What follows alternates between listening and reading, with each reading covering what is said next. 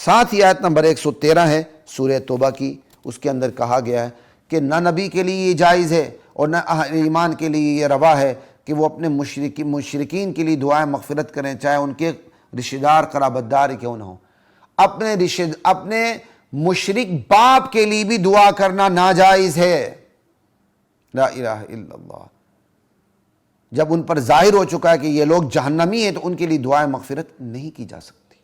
یہ تو آ گئی 113 نمبر آیت، لیکن آگے 114 نمبر آیت بھی تو ہے کہ اب سوال یہ پیدا ہوتا ہے، اگر مشرکین کے حق میں دعا کرنی جائز نہیں ہے تو پھر ابراہیم علیہ السلام نے اپنے ابا جان کے لیے دعا کیوں کی تھی؟ کہ جب ان ابا جان نے ان کو گھر سے نکال دیا تھا تو انہوں نے کہا تھا کہ سلام علیک ساستغفر لک ربی، میں اللہ سے آپ کی بخشش کی دعا کرتا رہوں گا، کیوں کی تھی؟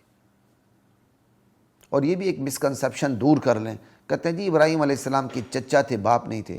قرآن بار بار کہہ رہا باپ تھے باپ تھے باپ تھے، اور آپ کو شرم نہیں آتی آپ کو یہ کہتے ہوئے چچا تھے چچا تھے چچا تھے؟ یہ باپ چچا ہوتا ہے؟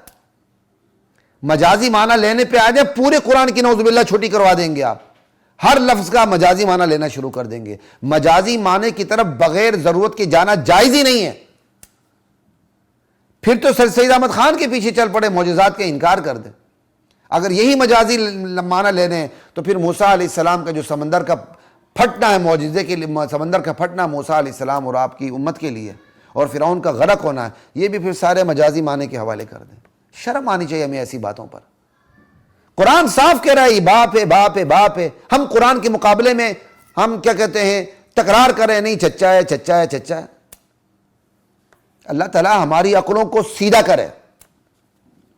قرآن کی آیت کا ہم پر وہ روب نہیں پڑتا جو اپنے کسی بزرگ کے ایک قول کا روب پڑ جاتا ہے کہ میرے بزرگ نے باپ سے مراد چچا لیا تھا۔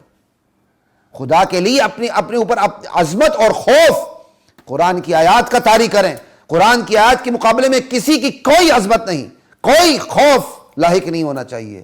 لیکن یہ ان لوگوں کی خوش قسمتی ہے جنہوں نے میراث میں یہ مزاج پایا ہوتا ہے۔ الحمدللہ ہم نے میراث میں یہ مزاج پایا ہے، اللہ کا بہت احسان ہے، ہم اللہ کا شکر ادا کرتے ہیں۔ ہم نے میراث میں ابا جی کی کرامات نہیں پائیں کہ ابا جی کی کرامات سے، نانی دادی کے خوابوں سے ادھر ادھر نہیں ہونا۔ وہ پھر ایسا مزاج بن جاتا ہے جن کو میراث میں یہ چیزیں ملتی ہیں، ان کے سامنے آپ قرآن کی ایک ایک نہیں 100 آیات بھی پڑھ دیں، ان پر کوئی اثر نہیں ہوتا، اس کا وہ ٹس سے مس نہیں ہوتا ہے، بلکہ وہ نانی دادی کے خوابوں کا اثر لیتے ہیں۔ آپ نے دیکھا نہیں، کل بھی ہم نے بات کی تھی، کل پر چند دن پہلے، کہ مشرکین کے شرک کی ایک صورت یہ تھی جو ہم پڑھ کے آ چکے ہیں کہ وہ اللہ کے نام بھی نظر نیاز دیتے تھے اور اپنے بزرگوں کے نام بھی نظر نیاز دیتے تھے۔ پھر کرتے کیا تھے؟ جو اللہ کے نام نظر نیاز ہوتی تھی وہ بھی اٹھا کے بزرگوں کے نام نظر نیاز والے حصے میں ڈال دیتے تھے۔ کیوں؟ ان کے اوپر غیر اللہ کی، بزرگوں کی عظمت اور اس کا خوف اتنا بیٹھا ہوا تھا کہ وہ دراصل وہ زبان سے نہ بھی کہیں، وہ اللہ کی عظمت سے بڑا ہوا تھا۔ یہی وجہ ہے وہ اللہ والا حصہ بھی بزرگوں کے نام کر دیتے تھے، اور یہی وجہ ہے بزرگوں والا حصہ وہ اللہ کے نام نہیں کرتے تھے۔ یہی اثر آج ہمارے اوپر ہے۔ قرآن کی آیات بیان کی جاتی، ہم پر اثر نہیں ہوتا۔ اسی آیات کی غلط تشریح میرے بزرگ نے کی ہوتی، میرے ابا جان نے کی ہوتی، ہم پر اس کا اثر زیادہ ہوتا ہے۔ قرآن کی آیت کے مقابلے میں کوئی خواب سنا دیا جائے، کوئی کہانی سنا دیا جائے، اس کا اثر زیادہ ہوتا ہے۔ خیر بات یہاں یہ ہو رہی تھی کہ بھائی پہلی آیت تو یہ 113 کی کہ اہل ایمان کے لیے جائز ہی نہیں کہ وہ مشرکین کے حق میں دعائیں مغفرت کریں، خواہ وہ مشرکین ان کے قریبی رشتہ دار ہی کیوں نہ ہوں۔ سوال پیدا ہوتا ہے پھر ابراہیم علیہ السلام نے اپنے باپ کے لیے دعائیں مغفرت کیوں کی تھی؟ تو قرآن اس کا خود جواب دے رہا ہے۔ کہا جی انہوں نے وعدہ کیا تھا کہ میں دعائیں مغفرت کروں گا، اور انہوں نے اپنا وعدہ پورا کیا، اور وہ وعدہ جب کیا تھا انہیں پتہ ہی نہیں تھا کہ اس کے دل پر مہر جباریت لگ چکی ہے اور اس نے ایمان نہیں لانا۔ جب ان کو پتہ چل گیا کہ بھائی یہ تو اللہ کا ایسا ظالم دشمن ہے کہ اس نے ایمان ہی نہیں لانا، تو پھر انہوں نے برات کا اعلان کیا، اور پھر اس کے بعد انہوں نے دعائیں مغفرت نہیں کی۔ ایک جواب، فلما تبین لہ انہ عدو للہ تبرأ منہ، جب ان پر واضح ہو گیا کہ یہ ہے ہی اللہ کا ہمیشہ کے لیے دشمن، تو برات کا اعلان کیا۔ پھر اب اللہ کے لیے ہمیشہ کا دشمن، اس کی 2 تفسیریں ہیں بس، یعنی جب تک ان پر یہ واضح نہیں ہوا کہ یہ اللہ کا ہمیشہ کے لیے دشمن ہے، اس وقت تک وہ دعائیں مغفرت کرتے رہے۔ دعائیں مغفرت سے کیا مراد؟ استغفار کرتے رہے، اس کی ہدایت کے لیے دعا کرتے رہے، اور جب انہیں پتہ چل گیا کہ اس نے ایمان یہ ہے ہی ہمیشہ کا دشمن، تو پھر وہ کیا کہتے ہیں، انہوں نے برات کا اعلان کیا، دعائے مغفرت نہیں کی۔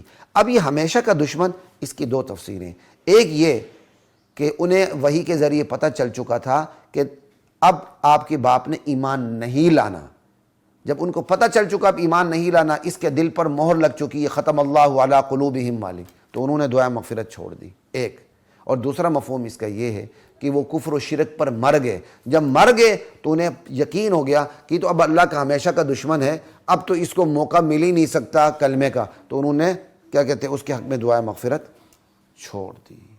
یہ ہے اس آیت کا مفہوم۔ اور ویسے بھی مشرکین کے حق میں ایک بات یاد رکھیے گا، عقلی طور پر مشرک کی مغفرت ہو سکتی ہے، اللہ چاہے تو مشرک کی مغفرت ہو سکتی ہے نا، عقلی طور پر تو ہو سکتی ہے، عقلی طور پر ہو سکتی ہے، لیکن اللہ نے بتا دیا نہیں ہو سکتی، لہذا اب عقل کو ایک سائڈ پر رکھیں گے، اللہ کے فیصلے پر ایمان لائیں گے کہ لاجیکلی تو ہم یہ سمجھ سکتے ہیں کہ اللہ مشرک کو بھی معاف کر سکتا ہے، بھائی لاجیکلی تو آج بھی ہم سمجھ سکتے ہیں اللہ آج بھی معاف کر سکتا ہے، لیکن اللہ اپنا فیصلہ سنا چکا ہے کہ میں نے معاف نہیں کرنا، اب ہم یہ کہیں گے اللہ نے معاف نہیں کرنا، بس کر سکتا ہے پھر بھی نہیں کرے گا، کیوں؟ وہ کہہ چکا ہے قرآن کے اندر ان اللہ لا یغفر ان یشرک بہ ویغفر ما دون ذلک لمن یشاء۔ یہ جی یہاں تک بات ہو گئی آیت نمبر 111 112 113 114 سورہ توبہ کی۔